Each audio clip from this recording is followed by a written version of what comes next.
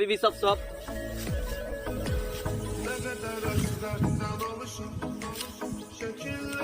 বাংলাদেশের ধান মানে খাবারের জিনিসটা প্রচুর ক্ষয়ক্ষতি হয়ে গেছে।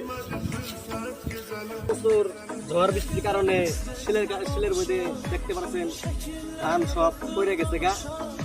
এখন সৌদি আরব থেকে আমাদের পাঠিয়ে দিয়েছে যে বাংলাদেশের মানুষের অনেক ঝড় বৃষ্টি অনেক ক্ষয়ক্ষতি হয়েছে, তো আমাদের বিধি বিষয়ে বাংলাদেশে পাঠিয়ে দিয়েছে।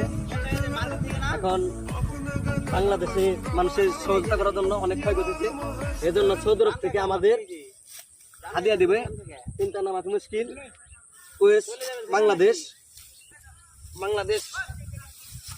মাফিনতা মাফ মুশকিল মিনিনতা।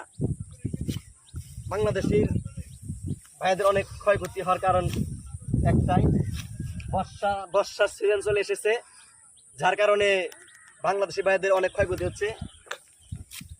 ইয়াল্লাহ হাবিবি বাংলাদেশ কুলুজ মাফি অপরাধ কালাম মিনিনতা।